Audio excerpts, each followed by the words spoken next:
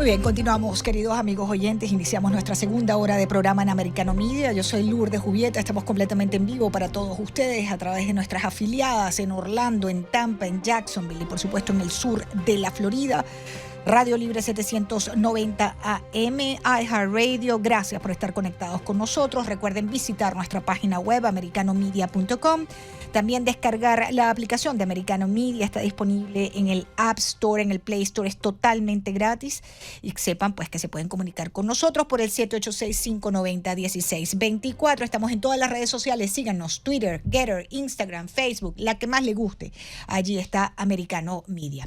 Bien, vamos a hacer un recorrido a esta hora de lo que está pasando en puntos principales de la frontera sur de los Estados Unidos, amigos oyentes. Esto es un caos total y absoluto, una gran presión en la frontera, y vámonos directamente con nuestro primer invitado que está en El Paso. En El Paso, Texas, está Anthony Agüero, reportero gráfico. Qué bueno tenerte a esta hora en el programa. Anthony, cuéntanos cómo se está viviendo el día previo al levantamiento del título 42. A ver, Anthony, ¿nos escuchas? Sí, disculpa. Ahorita los agentes han estado súper ocupados. Hay muy poquitos agentes patrullando la frontera, por lo cual la mayoría están ahorita asistiendo a tratar de manejar los grupos enormes que se están juntando ahorita sur del muro. Ahorita estaba nada menos en la famosa reja 42, donde nos decían que aparentemente anoche hubiese unos 1,200 individuos, todos tirados en la banca del río, y poco a poquito fue Border Patrol recogiéndolos y procesándolos, y han sido sueltos a la comunidad. Están haciendo lo que les llaman soft release, pero en realidad es un massive release. Están soltando a gente en las gasolineras, en los centros de comercio, simplemente en las calles, por donde los están soltando, inclusive directamente de las oficinas de Border Patrol y ICE. Sí. Entonces ahorita ya la mayoría de los migrantes se han retirado, se han ido de la iglesia donde estaban todos amontonados, porque la mayoría que estaban ahí, que se apegaban tanto a esa iglesia, habían cruzado ilegalmente, no habían sido procesados por Border Patrol, y ayer nada menos ellos que se levantaron les dejaron unas notificaciones, unas cartulinas diciendo que se entreguen, que no iba a haber ningún problema, pero hemos confirmado que varias personas que fueron y se entregaron del grupo que estaban en la iglesia ya han sido deportadas a Ciudad Juárez. Entonces, lo que a mí se me hace increíble es que el memo ese que les pasaron a los migrantes no traía nada oficial, un logo de Border Patrol, de DHS, ni la bandera americana. Solamente era una cartulina con lo que decía que por favor te entregues, que todo va a estar bien, y básicamente en color blanco y verde la hoja, como colores de Border Patrol, pero nada oficial de el Border Patrol, nada de logo ni insignia de las agencias de los Estados Unidos. Por el otro lado, estoy escuchando también, más adelante vamos a tener testimonio de esta persona, de grupos de personas que tienen el encuentro con el Border Patrol, con la patrulla fronteriza, les toman una foto, les toman unas huellas y los sueltan dentro de territorio norteamericano. ¿Has sabido de eso? Sí, eso lo han estado haciendo el pre-processing, por decir, eso de tomar los biométricos de los ojos y de la cara. Eso lo han estado haciendo ya casi por un año, desde que ellos han estado, desde que yo recuerdo más o menos como un año que ellos ya han estado haciendo eso. Ellos lo siguen haciendo continuamente, pero ahora ya todos los agentes básicamente traen las cámaras esas, porque es a través de un celular. Toman la foto, les dan sus papeles y los están soltando. Lo que sí es que ya los están soltando sin ayuda financiera, porque los recursos se están acabando y ya francamente muchos de los NGOs que están operando aquí en El Paso están diciendo que si se van a venir, que si van a entrar con ellos. Estas personas tienen que traer su propia forma de financiar su viaje y sus gastos que a lo mejor pueden adquirir en su viaje a su destino final, ¿verdad? Entonces estas personas las están soltando sin dinero, sin un lugar a donde ir, básicamente a la gloria de Dios, a la gloria de Dios, vámonos. Dentro del territorio de Estados Está Unidos. espeluznante. Los sueltan dentro del territorio Correcto. internacional y vaya usted a ver qué hace. Sí, exactamente. Entonces ahorita lo que estamos viendo muchas de estas personas, anoche francamente anduvimos en las colonias aquí en esta área y se veían hombres por todas las calles en vecindarios que nunca ves gente caminando tan tarde en residencias, en áreas de residencia que son muy seguras para aquí en El Paso. Anoche estas personas andaban por todas las calles en las áreas residenciales y es algo es algo por lo cual los residentes de aquí El Paso están muy preocupados, muy preocupados, porque estas personas están entrando a los patios ajenos, se están metiendo a los storage sheds de los patios y hay que recordar que vivimos en el estado de Texas. Aquí la gente se defiende a morir con su pistola si la gente entra sin permiso a una propiedad. Claro. Entonces estamos entrando en una etapa, en un lugar muy delicado, muy oscuro aquí en El Paso, Texas. El señor Mayorkas, nuevamente, ¿no? Ese mismo que nos ha dicho por meses que la frontera es segura y que no hay ninguna crisis, el responsable es este señor Mayorkas, ¿no? Ahora dice lo siguiente, escucha, Anthony, lo que dijo sobre el fin del título 42 el señor Alejandro Mayorkas. Permítanme ser claro. El levantamiento del título 42, la orden de salud pública, no significa que nuestra frontera está abierta. De hecho, es al contrario. El uso de nuestras autoridades de control de inmigración, bajo el título 18 de los Estados Unidos, significa consecuencias más duras para las personas que cruzan la frontera ilegalmente. Permítame ser claro, así comienza este caballero. Yo no sé si hay una desconexión entre Biden y Mayorkas, porque Biden ha dicho que la situación en la frontera va a ser caótica durante un tiempo y que hacen todo lo que pueden y que queda por ver qué va a pasar a partir del viernes. Es decir, aquí no hay plan, aquí no hay nada, Anthony. Aquí esto es situación de sálvese quien pueda. O sea, que estoy viendo que la gente en El Paso sí tiene motivos para estar preocupados ante la posición de este gobierno con respecto a esta crisis. Así es, y más ahorita que están entrando en la forma en la cual están entrando, no están haciendo ningún tipo de screening, ninguno está siendo vacunado. Entonces, a mí como me lo pongan, ellos forzaron la vacuna a tantos americanos y estamos viendo que es factualmente que esa vacuna hizo daño, demasiadas personas, mucha gente ha morido por esa vacuna que nos forzaron a tomar. Y ahorita están ellos importando una clase saludable que no va a tener complicaciones por la vacuna, una clase de ciudadano que va a estar dispuesto a acoger lo que sea que el gobierno esté dispuesto a darles. Desafortunadamente el espíritu de muchas de estas personas ha sido ya destruido por las experiencias y por los países en los cuales ellos vienen. Entonces ellos ya vienen dañados, por decir, no saben de las libertades de los Estados Unidos, no saben de la cultura, lo que significa estar aquí en los Estados Unidos verdaderamente. Entonces ellos están ahorita ya a Biden. Yo le tengo mucha confianza al presidente Biden. Parece ser que todos los migrantes están a favor del presidente Biden y ahorita con lo que Biden quiere hacer, parece ser que va a querer abrir un pathway para que ellos puedan participar en nuestras elecciones. Simplemente aquí en El Paso quieren implementar una forma de identificación municipal para ellos poder Te escuchamos. Para ellos poder dar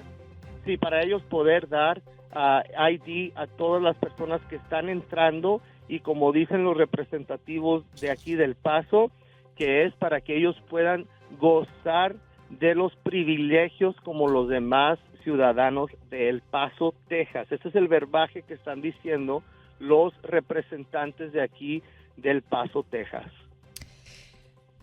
Bien, Anthony Agüero, te agradezco mucho, reportero gráfico desde El Paso a esta hora, amigos oyentes. Vamos a hacer una breve pausa y al regreso vamos a tener a este ciudadano cubano que ya logró entrar a los Estados Unidos después de varios meses de viacrucis a través de las fronteras de América Latina. Ya está en Texas y nos va a contar su testimonio al regreso. Continuamos, amigos oyentes, Americano Media, Radio Libre 790 AM, 810 AM en Orlando, 1250 AM en Tampa, 97.3 en Jacksonville, Radio Acción, Orlando, Tampa, Jacksonville. Saludos a nuestra audiencia en la Florida Central. Yo soy Lourdes Jubieta.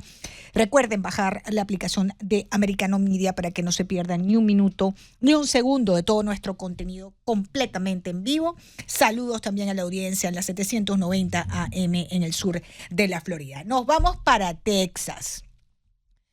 Durante varios meses hemos acompañado en su recorrido desde Cuba hasta los Estados Unidos del periodista cubano, que ya puedo decir su nombre completo, Leonardo Mesa.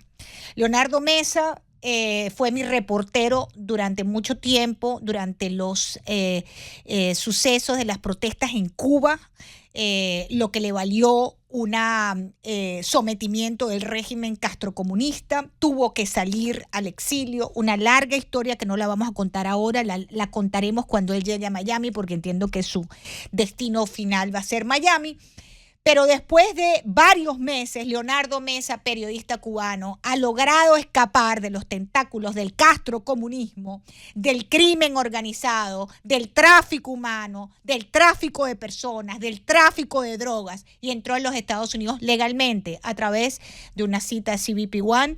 Tuvo su momento de encuentro con las autoridades norteamericanas, le dieron el permiso de entrada a los Estados Unidos por esta situación de miedo creíble. Un periodista cubano perseguido por el régimen entró en los Estados Unidos, lo dejaron entrar, le dieron fecha de corte para el año 2026 y ya está en Houston, Texas. Entró a los Estados Unidos. Estuvo en Brownsville y ahí mismo se montó un autobús y salió hacia Houston, Texas. Leonardo, bienvenido. Bienvenido a los Estados Unidos. Hola, gracias. Muchas gracias, Lourdes. Muy amable. Yo muy agradecido siempre el apoyo que Americano Media me dio y el equipo completo de ustedes.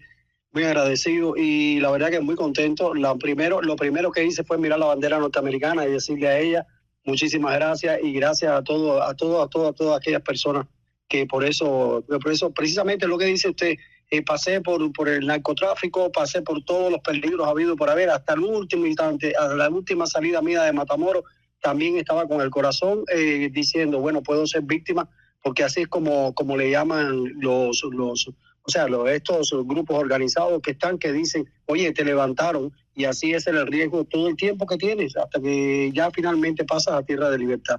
Muy agradecido siempre, Lourdes. Leonardo Mesa ya está en tierras de libertad, está en los Estados Unidos de Norteamérica. Leonardo, ¿cómo fue ese encuentro con las autoridades? Descríbenos un poco esa cita tuya con inmigración, ¿cómo fue? Sí, mira, automáticamente ya desde las 5 de la mañana tú tienes que estar, o sea, todos los que van a pasar a diferentes horarios tienen que estar en la fila en el puente. En el caso mío fue el puente que había dicho que iba a pasar por Reynosa, pero bueno. ¿Por dónde pasaste? Cuéntanos puntualmente, que el tiempo pasa. ¿Por dónde pasaste? Pasé por Matamoros entrando a Brownsville. Okay. Automáticamente a las 5 de la mañana tú entras, estás en una fila, llegas y te empiezan a procesar, te toman huellas, te hacen una prueba de ADN, todo tu apellido, tu pasaporte, toda tu información, y ya después que pasa todo ese proceso, te ponen un refuerzo de la vacuna de COVID-19, y ya después que pasa por todo, te entregan unos documentos que tú tienes que ir a la oficina del lugar donde te vas a establecer para que ellos sepan que tú estás en ese lugar y recibir algunos permisos que te dan. Pero bueno, pero bueno, le digo, rápido, fue rapidísimo. Lo único es que ya cuando tú terminas te encuentras ahí y sales y dices, bueno, ya estoy en los Estados Unidos, ¿ahora qué hago? Y esa es la pregunta que todos los diferentes países de Honduras, de Venezuela, de Nicaragua, de Colombia, que se paraban ahí, todo el mundo coincide y decía, bueno, ¿y ahora qué hago? Era el efecto ese que como diciendo, bueno, ¿qué camino tomo? Pero bueno, este es un país muy grande, Dios gracias. Bueno, y ¿cómo viste el paso de los inmigrantes? Me contaban que grupos hasta de 60, 70 venezolanos los dejan entrar abiertamente, le toman una foto, le toman las huellas y para la calle. Básicamente esa es la situación. Así mismo. Bueno que haya esa acotación porque yo entré legal con la CBP One, pero también por el río, en una avalancha de grupos de 60, de 70 personas, principalmente, o sea, mayoría hombres, entran por el río, cruzan y automáticamente ellos solamente le identifican, le toman una foto, le devuelven su documento y lo devuelven. Algunos casos me enteré más tarde que los devolvían para la parte mexicana por el puente, pero otros casos sí lo dejaban pasar. Que cuando yo estoy en la parte del Bruceville me encuentro con una avalancha de jóvenes, muchos que sin no saber qué es lo que van a hacer porque sales a un país donde a lo mejor quizás no conoces a nadie y esa es la situación, ¿no? De que muchos los dejaban entrar y otros los soltaban para la parte, o sea, para la parte mexicana. Los devolvían. Pero una avalancha, le estoy diciendo, de 60, 70 personas, hombres, todos, en cuestiones en un intervalo de 20 minutos o media hora entre un grupo y otro. Pero una avalancha inmensa que todo el mundo, o sea, a mí me llamó mucho la atención el flujo tan grande de personas. Ahora, Leo, fuiste testigo de mucha gente esperando allí para pasar hacia los Estados Unidos. ¿De cuántas personas estamos hablando? Porque tenemos reporteros en distintas partes de la frontera que nos están dando informaciones distintas. En breve voy a ir a Tijuana, amigos oyentes, también. ¿Cómo viste? Porque tú, este proceso tuyo fue el día de ayer y anoche mismo tomaste tu bus para ir hacia la ciudad de Houston. Tu destino final sigue siendo Miami, ¿correcto? Sí, sigue siendo Miami. Sigue siendo Miami porque ahí es donde la ciudad donde tengo más posibilidades por el mismo trabajo mío, por mismo tu familia, por todo y todo esto que hago yo mucho tiempo. Correcto. Mira, yo puedo decirle a mi experiencia, por el CBP One fueron aproximadamente así, admirando a las alturas. Fueron aproximadamente 170, 180 personas que estaban siendo procesados para que tuvieron su cita por la CBP One y todas estas personas, 170 aproximadamente. Ahora súmale todos aquellos que están entrando por el río ilegal, que son 60, 70, 80, que se ve la diferencia de que los que cruzan por el río de los que llegamos caminando. 60, 70, 80 cada 20, perdón, 60, 70, 80 cada ¿cuánto tiempo? ¿Cada minuto? Pues cada 20 minutos, cada media hora. No, pienso yo que cada 30, 35 minutos, vamos a decir un tiempo justo, 45 minutos, aproximadamente cada una hora. Entran por el río grupos de 60, de 70, de 80 personas. Sí, correcto. Estando yo allí, fueron tres grupos en ese intervalo, pero estoy hablando de grupos concurridos, de muchísimas personas, o sea, mayoría hombres. ¿De dónde? De Venezuela, ¿no? De Venezuela, de Honduras, pero la mayoría siempre, o sea, la mayoría en estos casos de Venezuela, o sea, yo no estuve cerca de ellos. ¿Dónde es que me encuentro cuando ya salgo de la parte de Bruceville? Que estoy en la parte del lado acá, ahí es cuando me encuentro con muchos y converso. Otra cosa que quiero acotar, que es muy importante. La parte mexicana, hay unos narcos que están allí, ellos están parados y dejan pasar a las personas que paguen. O sea, que hay un tráfico de la parte mexicana que dice el narco que está ahí, mira, vamos a decir una cifra, son 150 pesos. Si me da los 150 pesos, yo te dejo pasar. Para la parte, o sea, que no tiene que ver con el gobierno de Estados Unidos, estoy hablando de la parte de México. Es bueno acotar eso, la parte de México, pienso que a una distancia determinada que existe un grupo ahí de los narcos que son los que controlan y te dicen, oye, tú dame 150 o 100 pesos, dame lo que tú tengas y pasas. Eso me corroboraban. ¿Pasas por dónde? ¿Pasas por el río? Pero eso es... Pero Leo, eso de pasas es pasar por dónde, pasar por el río o pasar por dónde. Pasar para la parte del río, o sea, llegar al río, la parte mexicana, llegar al río. Para llegar, o sea, en territorio mexicano hay sujetos que le cobran $150, por ejemplo, a un migrante para dejarlo cruzar la parte del río que está del lado mexicano para poder llegar a la frontera norte, ¿correcto? Correcto, así mismo. Y muchísimas historias que constantemente en esa terminal que yo estaba esperando para moverme en el bus, historias de mayoría venezolanos, y otros ya después cuando llego a Houston me encuentro con hondureñas que otras dos que pasaron por el río y otras que sí pasaron por CBP One, pero venía el bus venía lleno para Houston de personas de CBP One. ¿Qué pienso yo? Una anécdota pequeña. ¿Qué pienso yo? Que la persona que está al lado mío es mexicana. Y después, bueno, empezamos a conversar y me dice, no, es que yo soy hondureña. Yo estoy siendo perseguida. Yo tuve que salir de mi país. Por las políticas fallidas que existe ahí ahora, por este gobierno de izquierda que hay allí. Ahora, Leonardo, dime algo. Me queda un minuto. ¿Cómo te sientes tú? Porque estamos hablando desde ¿cuántos meses entre Cuba y esa frontera? ¿Cuántos meses llevamos en esto? Yo le puedo clasificar una sola palabra, mucho cansancio. ¿Pero cuántos meses te tardaste desde que saliste para Trinidad? Un año y 2 meses. 1 año y 2 meses y días. 1 año y 2 meses para escapar del castrocomunismo, amigos oyentes. Una isla que está a 90 millas de la Florida, a un vuelo de 40 minutos. Este periodista cubano perseguido por el régimen después de las protestas del 11 de julio, se ha tardado 14 meses en poder llegar a los Estados Unidos, a tierras de libertad, atravesando, amigos oyentes, Centroamérica, México, por supuesto, y bueno, la descripción que nos acaba de hacer de su paso a los Estados Unidos, y es de los que tiene suerte porque tuvo su cita con CBP One y su reunión con las autoridades norteamericanas. Me tengo que ir, Leonardo. Después conversamos para ver cuándo vienes a contar toda tu historia aquí en Americano. Leonardo Mesa, periodista cubano, bienvenido a Tierras de Libertad. Gracias, Leonardo. Gran abrazo para ti. Hacemos una pausa. Al regreso nos vamos para Tijuana, amigos oyentes, con Oscar Ramírez, el Blue.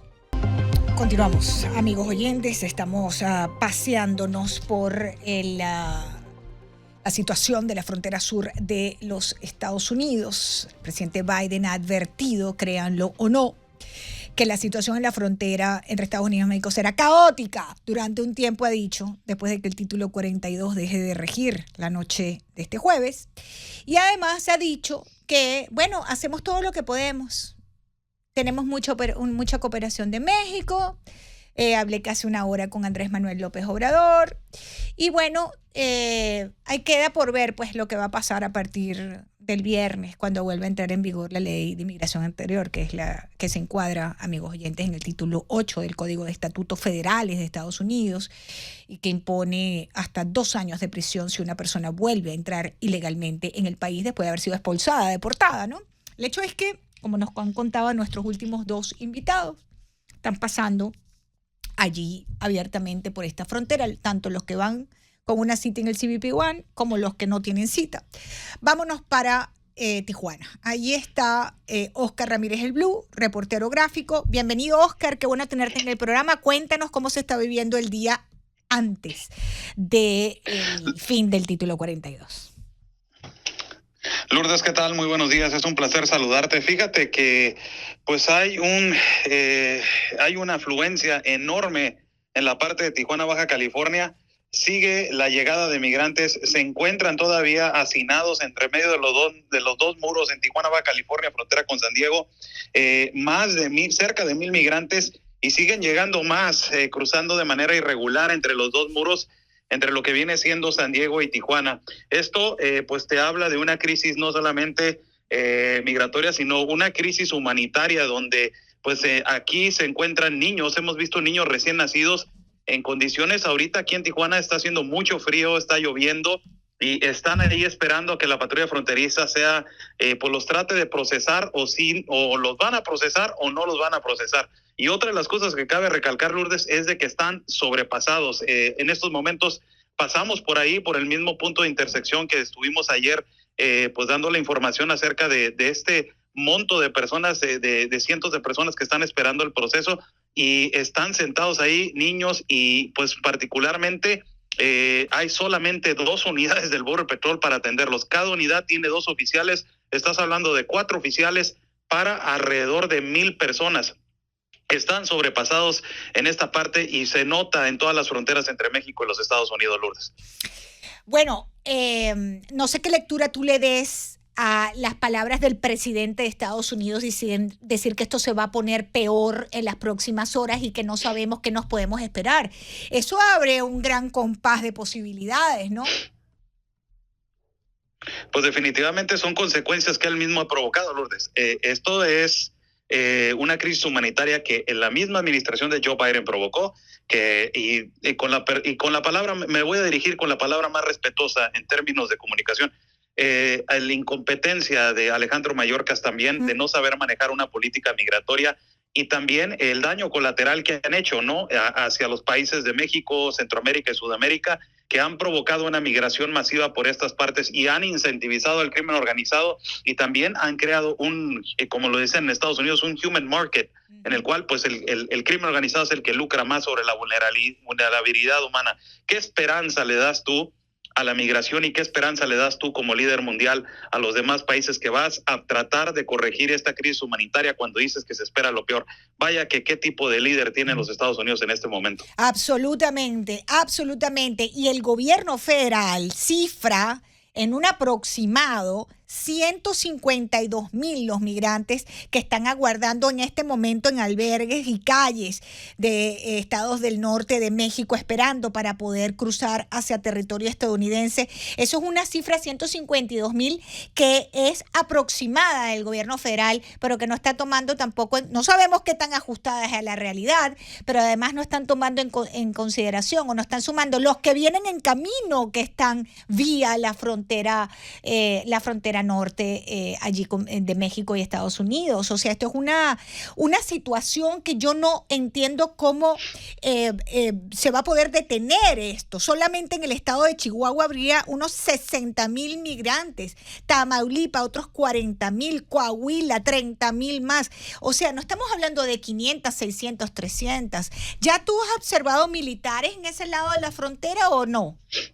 Fíjate que qué bueno que mencionas eso y tocando ese tema. El día de hoy a las 9 de la noche vamos a estar presentes en el simulacro que va a realizar las autoridades norteamericanas, los United States Customs y también los Border Agents, en la parte del puerto fronterizo más transitado de manera vehicular, que es el puerto de San Isidro con San Diego, California. Va a haber un simulacro el día de hoy con gas lacrimógeno y con gas pimienta. En práctica también el equipo SWAT va a salir a hacer un simulacro, porque a horas de eso vamos a estar toda la noche, Lourdes, pendientes de lo que suceda en términos de la cobertura en cuanto caiga el título 42, porque en las siguientes horas es donde vamos a ver si va a haber un tipo de entrada forzosa por parte de los migrantes en la parte esta norte del país, o si los agentes fronterizos van a estar preparados. Cabe recalcar que en el 2018 también hubo un evento así donde más de 4,000 migrantes quisieron entrar a la fuerza, y pues las autoridades norteamericanas desplegaron varios operativos sobre las limitaciones entre México y los Estados Unidos para tratar de detener esto. Van a hacer hoy un simulacro a las 9 de la noche para hacer presentes y para hacer presencia, y por supuesto el mensaje pues es claro, ¿no?, a la migración y a los migrantes, que no se les va a permitir entrar de manera forzosa o de manera irregular hacia los Estados Unidos. Es decir, que vamos a gasear a los inmigrantes, que nosotros con nuestras políticas hemos,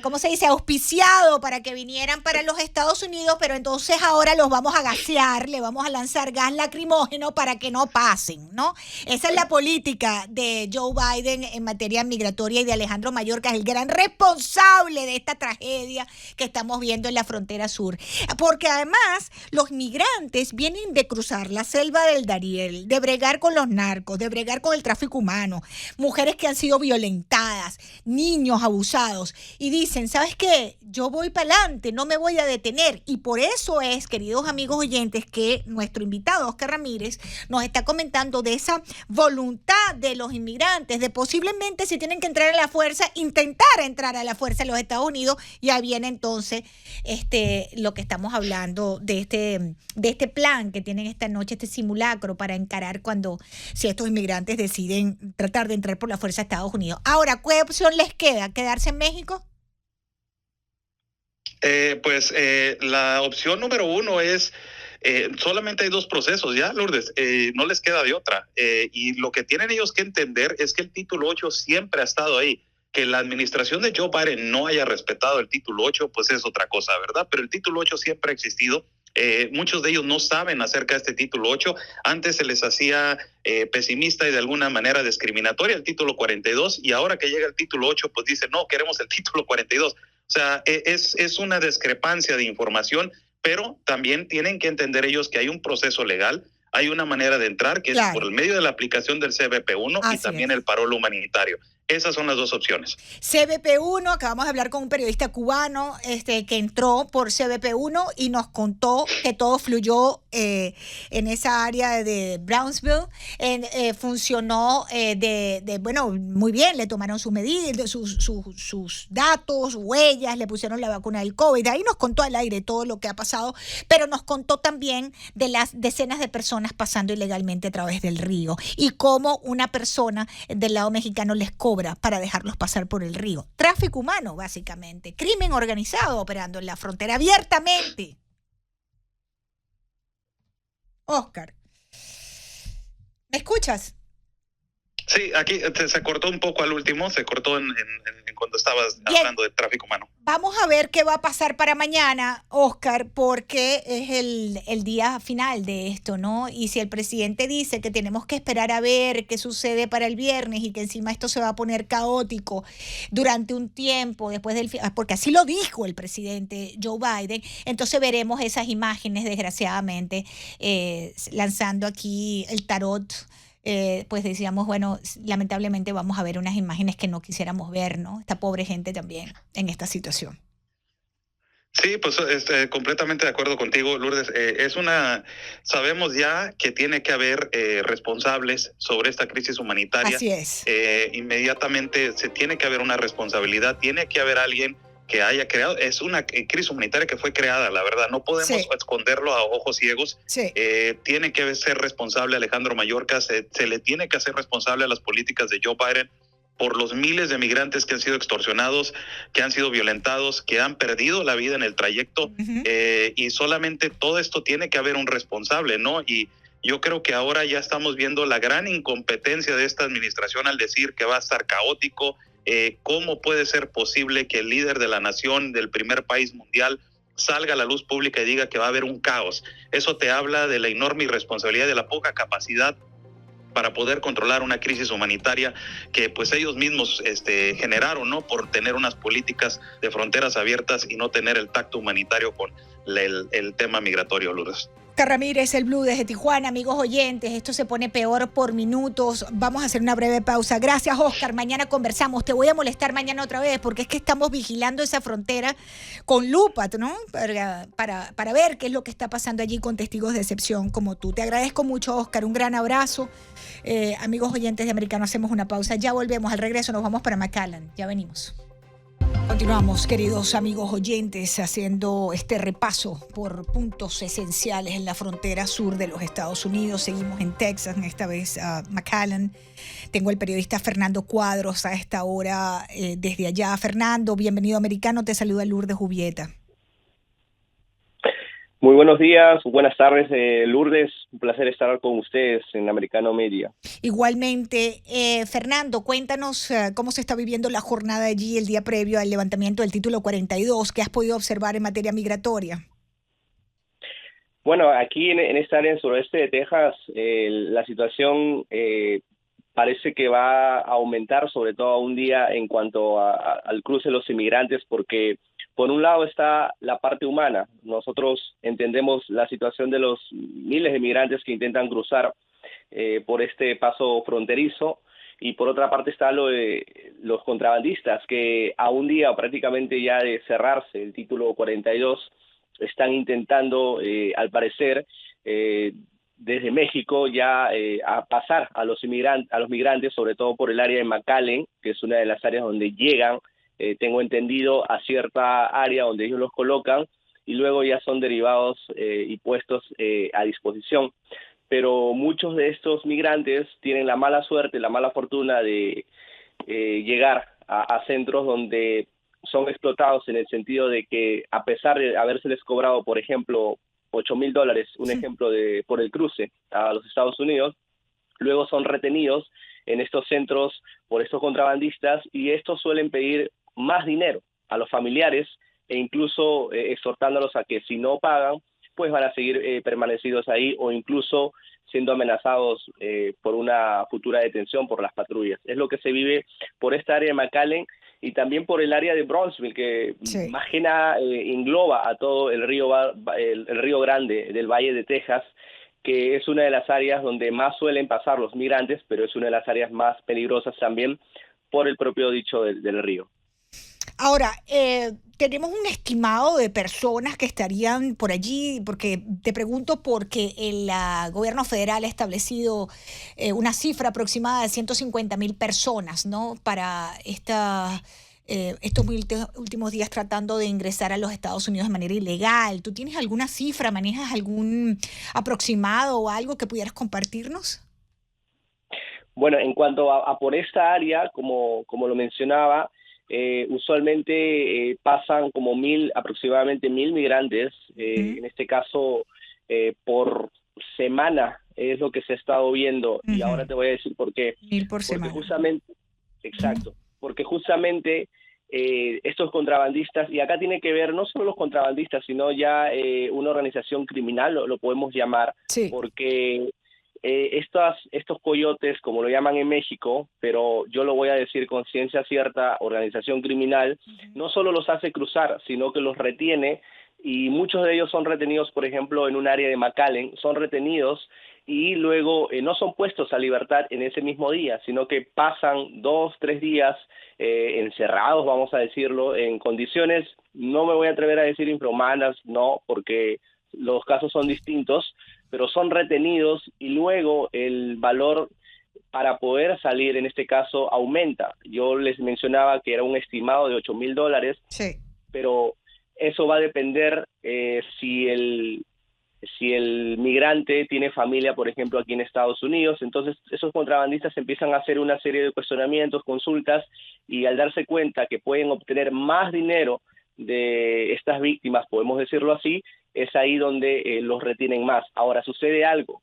Aquí en el Valle de Río Grande de Texas, la patrulla fronteriza está muy alerta. ¿Qué quiere decir con esto? Que ellos tienen un sistema de rastreo, incluso en las mismas patrullas, desde sus computadoras, dispositivos, y ya van rastreando a estos emigrantes, por ejemplo, muchos de ellos que ya han cruzado, y esto se va a dar más que nada cuando ellos tienen algún vehículo personal o manejan. Entonces, tienen un sistema de detención para poder saber precisamente con el número de placas, saber a qué corresponde, ¿no?, esa matrícula. Ahí me voy dando otro dato, pero es lo que está pasando. Entonces, pues para no alargar mucho la respuesta, aproximadamente 1,000 por semana, y eso ya seguramente en esta semana va a haber un reporte un poco mayor por el fin del título 42, y el viernes se está dando el título 8, la apertura, ¿no?, de esta reglamentación, que va a tener consecuencias más severas, como así lo ha anunciado el propio presidente de Estados Unidos, Joe Biden. Sí, hemos sabido de cientos de inmigrantes que se están entregando a la patrulla fronteriza con la esperanza de no ser deportados, ¿no?, a